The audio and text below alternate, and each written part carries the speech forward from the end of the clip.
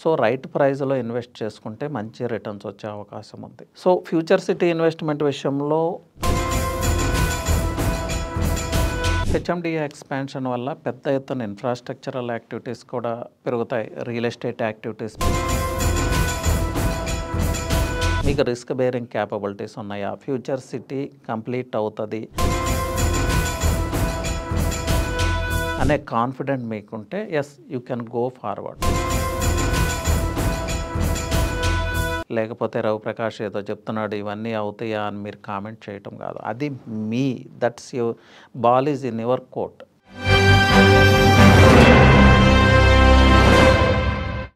Hello viewers, this is Ravi Prakash, realtor and coach from Hyderabad. మన రేవంత్ రెడ్డి గారి government వచ్చిన తర్వాత రియల్ ఎస్టేట్కి సంబంధించి కొన్ని పాలసీస్ని ఆయన చేంజ్ చేయడం జరిగింది. చాలా మంచి ఇనిషియేటివ్స్ ఆయన ముందుకు తీసుకొచ్చున్నారు. బట్ అవి ఎలా ముందుకెళ్తాయనేది we have to wait and see. But ఒకసారి చూద్దాం ఆయన ఏం మార్పులు తీసుకురావడానికి ప్రయత్నం చేస్తున్నారు, ఎలాంటి ఇనిషియేటివ్స్, ఎలాంటి రెవల్యూషనైజ్డ్ పాలసీస్ తీసుకొస్తున్నారు అనేది ఒకసారి చూద్దాము. సో మనం మేజర్గా చెప్పుకోవాల్సింది expansion of HMDA master plan అండి. ఓఆర్ఆర్ టిల్ ఓఆర్ఆర్ వరకు హెచ్ఎండిఏ రీజియన్గా మార్చబోతున్నారు. సో ఇది వెరీ గుడ్ ఇనిషియేటివ్ అని చెప్పుకోవచ్చు. ఇది ప్రపోజల్ చాలా కాలం నుంచుంది, బట్ ఎందుకో సంహవ్ అది పెండింగ్లో ఉండిపోయింది. రేవంత్ రెడ్డి గారు వచ్చిన తర్వాత ఇమీడియట్గా దీన్ని ఇంప్లిమెంట్ చేయటం జరిగింది. Ground work is going on.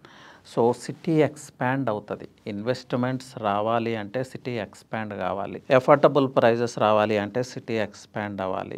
HMDA expansion వల్ల పెద్ద ఎత్తున ఇన్ఫ్రాస్ట్రక్చరల్ యాక్టివిటీస్ కూడా పెరుగుతాయి, రియల్ ఎస్టేట్ యాక్టివిటీస్ పెరుగుతాయి, new residential colonies, new townships ఇవన్నీ రావడానికి అవకాశం ఉంటుంది. ఇన్ఫ్రాస్ట్రక్చర్ వస్తే టౌన్షిప్స్ వస్తాయి, రెసిడెన్షియల్ యాక్టివిటీస్ పెరుగుతాయి, పాపులేషన్ పెరిగినప్పుడు అక్కడ హెల్త్ కేర్ ఫెసిలిటీస్ వస్తాయి, ఎడ్యుకేషనల్ ఇన్స్టిట్యూట్స్ వస్తాయి. సో ఇది మొత్తం ఒక సైకిల్ అని చెప్పొచ్చు. So it's a good move అండి. బట్ దీన్ని ఎంత త్వరగా ఇంప్లిమెంట్ చేస్తారు అనేది important. So ground work is going on. కొన్ని ప్రాంతాలను ఆల్రెడీ విలీనం చేయటం జరిగింది. లాంగ్ టర్మ్లో ఇది చాలా అంటే చాలా మంచి రిజల్ట్ ఇస్తుంది. వన్ గుడ్ ఇనిషియేటివ్ అని చెప్పొచ్చు. నెక్స్ట్ తీసుకుంటే మాస్టర్ ప్లాన్ తర్వాత మెట్రో ఫేజ్ 2 ఎక్స్పాన్షన్ అండి. దీన్ని కొంచెం స్పీడప్ చేయటం జరిగింది. DPRs are ready. అలాగే ఇప్పటి వరకు నెగ్లెక్ట్ చేయబడిన నార్థరన్ పార్ట్ కూడా మెట్రో అలైన్మెంట్ ప్లాన్ చేయటం జరిగింది. షామీర్పేట్కి, మేడ్చల్ లాంటి ఏరియాస్కి కూడా మెట్రో రాబోతుంది. ఇట్స్ ఏ గుడ్ మూవ్, ఎందుకంటే చాలా ర్యాపిడ్గా డెవలప్ అవుతున్న ఏరియాస్. ఇప్పటి వరకు కొంత నెగ్లెక్ట్ అయినప్పటికీ కూడా కొన్ని ఎలివేటెడ్ కారిడార్స్ రావటం, అంటే సికింద్రాబాద్ నుంచి కొన్ని ఎలివేటెడ్ కారిడార్స్ సెంట్రల్ గవర్నమెంట్ కూడా వాటికి అప్రూవల్ ఇవ్వటం వల్ల ఇప్పటి వరకు ఉన్న కనెక్టివిటీ రెస్ట్రిక్షన్స్ ఏవైతే ఉన్నాయో అవి తొలగిపోతున్నాయి. అంటే ఈ రోజుకి ఈ రోజు అవుతుందని కాదు, it takes time. But somehow central government అయితే అంగీకరించింది. ఈవెన్ కంటోన్మెంట్ ల్యాండ్ని బదలాయించడం ఇవన్నీ కూడా జరిగినాయి. సో వన్స్ ఈ కనెక్టివిటీ ఏర్పడితే నార్త్ పార్ట్ కూడా చాలా అద్భుతంగా డెవలప్ అయ్యే అవకాశాలు ఉన్నాయి. జినోమ్ వ్యాలీ నార్త్ షామీర్పేట్ రోడ్లోనే ఉంది. అలాగే మేడ్చల్, కొంపల్లి రెసిడెన్షియల్గా ఒక ప్రీమియం రెసిడెన్షియల్ హబ్ లాగా డెవలప్ అవుతూ ఉంది. సో ఈ ప్రాంతాలకు మెట్రో రావటం ఇది గేమ్ చేంజర్ అని చెప్పొచ్చు. అలాగే కీ హబ్స్, నియోపోలిస్కి మెట్రో వస్తూ ఉంది. పటాన్ చెరువు చాలా ర్యాపిడ్గా ఎక్స్పాండ్ అవుతున్న ప్లేస్. మనకున్న హైవేస్లో ఎక్కువగా ర్యాపిడ్గా ఎక్స్పాండ్ అయిన హైవే ఏదన్నా ఉంది అంటే అది ముంబై హైవే మాత్రమే. సో అప్ టు పటాన్ చెరువు మెట్రో వస్తూ ఉంది. ఎయిర్పోర్ట్కు మెట్రో వస్తూ ఉంది. ఈ మెట్రో ఎక్స్పాన్షన్లో కూడా Hakimpet airport and Rajiv Gandhi international airport దగ్గర అండర్ గ్రౌండ్ మెట్రో రాబోతుంది. ఇది మనకి మేబీ గ్లోబల్ విజిబిలిటీ తీసుకొస్తుంది. అండర్ గ్రౌండ్ మెట్రో అనేది ఇది ఎప్పటికీ కంప్లీట్ అవుతుంది, as early as possible complete అయితే. రేవంత్ రెడ్డి గారి ambitious project brain child future city already 19,000 acres acquire చేశారు, ఇంకా ల్యాండ్ ఎక్వైర్ చేస్తామంటున్నారు. సో సౌత్ పార్ట్కి ఇది యాడెడ్ వాల్యూ, సౌత్ రీజన్కి ఇది యాడెడ్ వాల్యూ అనే చెప్పాలి. సాగర్ హైవే, శ్రీశైలం హైవే మిడిల్లో వచ్చే ప్రాంతమే ఈ ఫ్యూచర్ సిటీ. సో ఇంకా కొంత ల్యాండ్ ఎక్వైర్ చేయాలి. అలాగే 300 feet గ్రీన్ ఫీల్డ్ రోడ్డుకి ల్యాండ్ ఎక్విజిషన్ జరుగుతూ ఉంది. But some legal issues are there. ఏ పెద్ద ప్రాజెక్ట్ వచ్చినా లీగల్ ఇష్యూస్ ఉంటాయి. సో ఈ లీగల్ ఇష్యూ వల్ల ప్రాజెక్ట్ వెనక్కి వెళ్తుంది అనటానికి లేదు. కావేరియాల్ ఎగ్జిట్ నుంచి వస్తున్న అప్ టు అమంగల్ వరకు వస్తున్న 300 feet రోడ్డు కావచ్చు. అలాగే ఈ ఫ్యూచర్ సిటీని చూస్తే ఓఆర్ఆర్ నుంచి అంటే శ్రీశైలం హైవేలో కొత్తూరు క్రాస్ రోడ్స్ నుంచి ఆమంగల్ వరకు, అలాగే సాగర్ హైవేలో కూడా ఓఆర్ఆర్ని రీజనల్ రింగ్ రోడ్కి మిడిల్లో ఉన్న ప్రాంతం, అలాగే సాగర్ హైవేకి శ్రీశైలం హైవేకి మిడిల్లో ఉన్న ప్రాంతం. సో మంచి డెమోగ్రాఫిక్స్, మంచి రోడ్ కనెక్టివిటీ, ఈ 2 హైవేస్ కూడా అద్భుతంగా డెవలప్ అవడానికి ఇది ఒక అవకాశం. ప్లస్ వెస్ట్ పార్ట్లో కంజెషన్ తగ్గించాలి, ఈ హెవీ బర్డన్ తగ్గించాలి అంటే సౌత్ షుడ్ గ్రో అండి. చాలా ల్యాండ్ అవైలబుల్ ఉంది సౌత్లో, గ్రీనరీ ఉంది, అబెండెన్స్ ఆఫ్ వాటర్ రిసోర్సెస్ ఉన్నాయి, ముఖ్యంగా ల్యాండ్ అవైలబిలిటీ. సో ఈ ఫ్యూచర్ సిటీలో పాటుగా వస్తున్న స్కిల్ యూనివర్సిటీ కావచ్చు, ఏఐసిటీకి 300 acres అలాట్ చేయటం జరిగింది. సో దావోస్ మీటింగ్స్లో లేకపోతే జపాన్ టూర్లో కూడా ఈ ఏఐ రిలేటెడ్ ఫార్మ్స్తో మనం కొన్ని ఎంఓయూస్ చేసుకున్నాం. అలాగే ఏఐ కాన్ఫరెన్స్ మనమే ఫస్ట్ ఇనిషియేటివ్ తీసుకున్నాం ఇండియాలో. ఏఐ కాన్ఫరెన్స్ మనం హైదరాబాద్లో కండక్ట్ చేసుకున్నాము. చాలా ఇన్వెస్ట్మెంట్స్ ఏఐ రిలేటెడ్ అక్కడ ఎంఓయూస్ జరగటం జరిగింది. కానీ దీన్ని ఎలా ముందుకు తీసుకెళ్తారనేది వేచి చూద్దాం. ఇప్పుడు అద్భుతాలు జరుగుతాయి అని నేను అనట్లేదు, బట్ ఇవన్నీ ముందుకెళ్తే మాత్రం నిజంగా అది అద్భుతమే. That is what I want to say. అలాగే ఫ్యూచర్ సిటీలో హెల్త్ సిటీ అని, స్కిల్ యూనివర్సిటీ ఇలా చాలా వస్తున్నాయి. ఇవి 9 డిఫరెంట్ జోన్స్గా డివైడ్ చేస్తారు. ఇండస్ట్రియల్ జోన్, రెసిడెన్షియల్ జోన్, ఇట్లా ఒక సిటీయే అక్కడ ఫామ్ అవబోతుంది. రేవంత్ రెడ్డి గారి మాటల్లో చెప్పాలంటే హైదరాబాద్, సికింద్రాబాద్, సైబరాబాద్ తర్వాత నెక్స్ట్ వచ్చే సిటీయే ఫ్యూచర్ సిటీ. వాస్తవ రూపం దాల్చడంతో పాటు ఎంత త్వరగా మెటీరియలైజ్ అవుతుంది అనేది ఇంపార్టెంట్. ఫ్యూచర్ సిటీ ఉన్నా లేకపోయినా కూడా ఇన్వెస్ట్ చేసుకోవచ్చు. అక్కడ హై పొటెన్షియల్ హైవేస్ అవి, దానికి రిలేటెడ్ పారామీటర్స్ అన్నీ అక్కడ కోపప్ అవుతూ ఉన్నాయి. శ్రీశైలం హైవే లైఫ్ స్టైల్ ప్రాజెక్ట్స్కి పెట్టింది పేరు. అలాగే సాగర్ హైవే కూడా ఈ మధ్య చాలా ఎక్స్పాండ్ అవుతూ ఉంది, రెసిడెన్షియల్గా కావచ్చు, ఎడ్యుకేషనల్ ఇన్స్టిట్యూట్స్, సిటీకి కనెక్టివిటీ విషయంలో కూడా. సో రైట్ ప్రైజ్లో ఇన్వెస్ట్ చేసుకుంటే మంచి రిటర్న్స్ వచ్చే అవకాశం ఉంది. సో ఫ్యూచర్ సిటీ ఇన్వెస్ట్మెంట్ విషయంలో అది ఇండివిజువల్ చాయిస్ అండి, నేను ఇంకెవరో చెప్పటం కాదు. మీకు రిస్క్ బేరింగ్ క్యాపబిలిటీస్ ఉన్నాయా, ఫ్యూచర్ సిటీ కంప్లీట్ అవుతుంది అనే కాన్ఫిడెంట్ మీకుంటే yes you can go forward. ఇది అవుతుందా లేదా, లేకపోతే రవిప్రకాష్ ఏదో చెప్తున్నాడు ఇవన్నీ అవుతాయా అని మీరు కామెంట్ చేయటం కాదు. అది me that's your ball is in your court.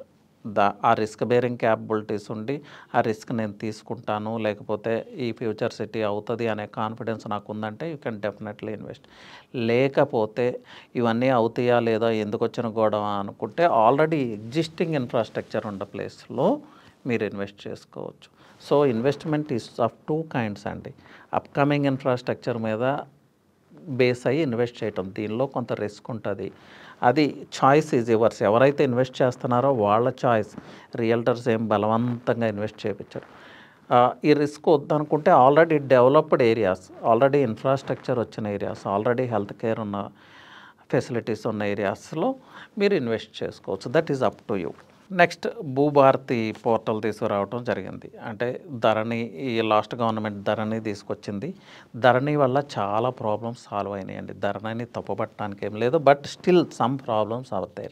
వాటిని అడ్రస్ చేయడానికి భూభారతి అనే పోర్టల్ తీసుకొచ్చింది. బట్ ఇది ఫుల్ ప్లెడ్జ్డ్గా ఇంకా రెడీ అయినట్లు లేదు. దీనిలో కూడా సమ్ ప్రాబ్లమ్స్ ఆర్ దేర్. ఏదో 5 lakh acres of land miss అవుతుంది, ఎక్కువ వస్తుంది, ఇలాంటివి చాలా ఉన్నాయి. So how government will address this అనేది చూద్దాం. సో వచ్చిన గవర్నమెంట్ అలా కొత్త పోర్టల్ ఏదో తీసుకురావటం కాకుండా ఒక మంచి సిస్టమ్ని క్రియేట్ చేస్తే బాగుంటుంది అనేది నా ఉద్దేశం. అలాగే బిల్డ్ నౌ యాప్ అండి, చాలా అద్భుతమైన యాప్ని తీసుకొస్తుంది గవర్నమెంట్. హై రైస్ టవర్స్ విషయంలో కానీ, గేటెడ్ కమ్యూనిటీస్ విషయంలో కానీ ఈ పర్మిషన్స్కి చాలా టైం తీసుకుంటుంది. సమ్ ప్రాజెక్ట్స్ 1 year కూడా పడుతున్నాయి. సో బిల్డర్స్ మీద టైం లైన్లో ప్రాజెక్ట్ కంప్లీట్ చేయాలనే ప్రెజర్ ఉంటుంది. But at the same time government వైపు నుంచి వచ్చే పర్మిషన్స్ విషయంలో విపరీతమైన జాప్యం. And we have to accept అండి, ఈ రియల్ ఎస్టేట్ ఇండస్ట్రీలో కరప్షన్, ఈ పర్మిషన్స్ విషయంలో కరప్షన్ లేదు అనుకోవటానికి లేదు. Corruption is prevailing at high level. So ఈ బిల్డ్ నౌ యాప్ ద్వారా ఈ కరప్షన్ కూడా కొంత కంట్రోల్ అవ్వటానికి అవకాశం ఉంది. బట్ అది పైలట్ ప్రాజెక్ట్. ఈ మధ్య కాలంలో ఒక ప్రాజెక్ట్కి అయితే 1 dayలో పర్మిషన్ ఇవ్వటం జరిగింది. ఇది ఏఐ బేస్డ్ యాప్. సో ఇది చాలా చాలా మంచి initiative from Revanth Reddy's government. అలాగే అగ్రికల్చర్ ల్యాండ్స్ని జియో మ్యాపింగ్ అండి, మన కర్ణాటక, మహారాష్ట్ర ఇలాంటి స్టేట్స్లో ఈ జియో మ్యాపింగ్ ఎప్పటి నుంచో వాళ్ళు అమలు చేస్తూ ఉన్నారు. సో తెలంగాణలో చూసుకుంటే అగ్రికల్చర్ ల్యాండ్స్ విషయంలో ఆఫ్టర్ రిజిస్ట్రేషన్ కూడా చాలా డిస్ప్యూట్స్ వస్తూ ఉంటాయి. బట్ ఇప్పుడు వీళ్ళు తీసుకొచ్చేది ఎట్లా అంటే రిజిస్ట్రేషన్స్కి ముందే మీరు పర్చేజ్ చేస్తున్న ల్యాండ్ జియో మ్యాపింగ్ అయిపోతుంది. సో ఆఫ్టర్ రిజిస్ట్రేషన్ బౌండరీస్ విషయంలో కానీ ఏ విషయంలో కానీ ఇంకెలాంటి డిస్ప్యూట్స్ రావడానికి అవకాశం లేదు. యువర్ బౌండరీస్ ఆర్ ఫిక్స్డ్ అనమాట. సో ఇది చాలా చాలా మంచి ఇనిషియేటివ్. సో ఇది కూడా పైలట్ ప్రాజెక్ట్ లాగా అమలు చేస్తూ ఉన్నారు. ఫుల్ ప్లెడ్జ్డ్గా ముందుకు రావాలనేది మనం కోరుకుందాం. పెద్ద ఎత్తున ల్యాండ్ అక్వైర్ చేసే రియల్టర్స్కి, అలాగే ఫామ్ ల్యాండ్స్లో ఇన్వెస్ట్ చేసే ఇన్వెస్టర్స్కి, farm lands I mean 1/2 acre 1 acre farm lands ఉంటాయి. చిన్న ఫామ్ ల్యాండ్స్ పర్చేజ్ చేయకూడదు. 120 square yards 200 square yards purchase చేయకూడదు. కానీ అబౌట్ 1200 square yards లేకపోతే 605 square yards 1/2 acre 1 acre నిరభ్యంతరంగా పర్చేజ్ చేయొచ్చు. దాని మీద రిటర్న్ ఆఫ్ ఇన్వెస్ట్మెంట్ కూడా చాలా పెద్ద ఎత్తున ఉంటుంది. అలాగే అగ్రి బేస్డ్ ఇండస్ట్రీకి ముందు చాలా ఫ్యూచర్ ఉంది. సో ఇలా ఫామ్ ల్యాండ్స్లో పర్చేజ్ చేసే వాళ్ళకు కూడా ఇదొక సెక్యూరిటీ క్రియేట్ చేస్తుంది, సేఫ్టీ క్రియేట్ చేస్తుంది. అండ్ స్లాట్ సిస్టమ్ అండి రిజిస్ట్రేషన్స్లో SRO ఆఫీసెస్లో. ఈ స్లాట్ సిస్టమ్ లాస్ట్ గవర్నమెంట్ కూడా ఇంప్లిమెంట్ చేసింది. బట్ సమ్హౌ తర్వాత కాలంలో ఎందుకో ఆ స్లాట్ సిస్టమ్ ప్రాపర్గా ముందుకెళ్ళలేదు. But again this government is bringing back this slot system. అండి SRO ఆఫీసెస్ మనం చూస్తే lot of waiting time, proper kind of facilities ఏముండవు. ఇంత పెద్ద ఎత్తున రెవెన్యూ వస్తున్నప్పటికీ కూడా ఎందుకో గవర్నమెంట్ ఆ వైపు దృష్టి పెట్టట్లేదు. సో రిజిస్ట్రేషన్ అంటే మార్నింగ్ వెళ్ళి ఈవినింగ్ వరకు అక్కడే వెయిట్ చేయటం, రియల్టర్స్ వెయిట్ చేయటం, క్లయింట్స్ వెయిట్ చేయటం. సో దీనిలో మళ్ళీ అగైన్ సమ్ సర్వర్ పని చేయట్లేదని ఎప్పుడు ఏదో ఒక ఇష్యూ ఉంటూనే ఉంటుంది. సో ఈ స్లాట్ సిస్టమ్ వస్తే ఈ ప్రాబ్లమ్స్ అన్నిటినీ అడ్రస్ చేసే అవకాశం ఉంటుంది. ఆ టైం స్లాట్లో ఆ రియల్టర్ ప్లస్ ఆ క్లయింట్స్ ఆ టైంకి వస్తే 1/2 hourలోనో 1 yearలోనో రిజిస్ట్రేషన్ కంప్లీట్ చేసి వాళ్ళని పంపించేయచ్చు. ఈవెన్ లాస్ట్ గవర్నమెంట్లో స్లాట్ సిస్టమ్ వచ్చినప్పుడు ఫామ్ ల్యాండ్స్ రిజిస్ట్రేషన్ విషయంలో 1 hourలో రిజిస్ట్రేషన్ కంప్లీట్ చేయటం, వాళ్ళు ఇంకొక 1 hour వెయిట్ చేయగలిగితే ఈవెన్ వాళ్ళ డాక్యుమెంట్ కూడా ఇంటికి పట్టుకెళ్ళేవాళ్ళు.